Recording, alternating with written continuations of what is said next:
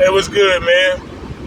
A quick video talking about how basketball fans use basketball players, like they weaponize basketball players to either big up a player or downplay another great player. And that's another big reason why the basketball community is the most toxic fan base. Now, what I mean by this, right, as you see, I have Scottie Pippen up here, right? One of all-time greats. And the funny thing about Scottie Pippen, sometimes he gets heavily overrated, and then some people heavily underrated. Now, you have some Michael Jordan fans who disrespect Scottie Pippen as if he didn't develop to one of the greatest players of all time. Scottie Pippen was a monster on defense. He'll get you about 18, 19 a game. He's rebounding. He's facilitating. He's locking down on defense. Can guard the 1 through 4. And if he had to guard the center sometime, you're not sweating, you know. Now, I'm not saying you're going to put him on Olajuwon or something on a regular basis. But if he get caught up in the switch somehow, and he got to guard David Robinson, you're not really expecting him to do it so much, but you're not sweating either because, you know, it's Scottie Pippen, you know. But if you have some Michael Jordan fans who downplays the greatness of Scottie Pippen and how important he was to the Chicago Bulls dynasty running the 90s. As great as Michael Jordan was, and Michael Jordan is the greatest basketball player of all time, in my opinion. Not trying to start that debate right now, in my opinion. Scottie Pippen, no doubt, was one of the big reasons why the Bulls won. His ability to put the ball in the basket at 18 a night. He steals the ball. He can block your shots. He can guard you on the perimeter. Probably the greatest perimeter defender of all time. If not the greatest, he's one of them. And that's another reason why I tell y'all to stop looking at awards and Defensive Player of the Years and the MVPs and all that. Because Scottie Pippen never won Defensive Player of the Year. And you can't name too many people greater than Scottie Pippen as a defender. But then, you know, not only do you have the Michael Jordan fans, some of them, that downplays the greatness of Scottie Pippen. You have LeBron fans, mostly, who lie and overrate Scottie Pippen because they want to downplay Michael Jordan. And both sides are full of nasty work. Like, they'll talk to you like Scottie Pippen was Elgin Baylor or Larry Bird or Dominique Wilkins or Dr. J. Now, as great as Scottie Pippen was, he was not on that level at all. And then once again, I'm not trying to disrespect Scottie Pippen. You heard all the praise I gave him. And I think the thing with Scottie Pippen, he felt so disrespected. And it's weird because as a kid, right, as I was growing up, we loved Scottie Pippen. Like, we played at the park. You know how you're a little kid, right? Somebody's like, oh, I'm Michael Jordan. Oh, I'm Charles Barkley. I'm Hakeem Olajuwon. Dog, you had people say they were Scottie Pippen.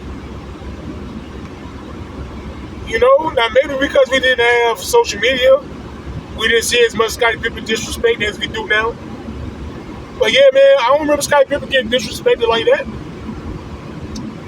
Now, I've seen Skip Bayless disrespect Scottie Pippen, say he's not really one of the all-time greats. Like, whatever, Skip Bayless. You saying Manu Ginobili was better than David Robinson, so I'm not taking you seriously on that. But yeah, man, you have some Jordan fans who disrespect Scottie, and you have some LeBron fans who overrate Scottie, and they pretty much weaponize him for an agenda, and it's nasty. I seen people talk about Antawn Jamison. Antawn Jamison was a great player. A prime Antawn Jamison gets you 20 points, 10 rebounds. You know, he can hit the mid-range, hit the three. Now, I'm not saying, you know, I'm not saying he's John Havlicek, but Antawn Jamison was a great player. But people starting to downplay him now. You know, I had a discussion with somebody, and they were talking about Pau Gasol, who was a phenomenal player. They said Pau Gasol was way better than Antawn Jamison. I'm like, hold up. Now, I'm not trying to put down Pau Gasol, Pau Gasol was a great player. I would love to have a Pau Gasol on my team. But he wasn't way better than Antawn Jameson. Like, y'all got to stop this, bro. I have no problem with you saying he's better. But he wasn't way better. It's pretty much on the same level, to be honest with you. Both of their prime is in the same level. Now, Pau Gasol, he was a taller guy. He was 7 feet, which will, give a little more advantage on the defensive end, post defense and things like that.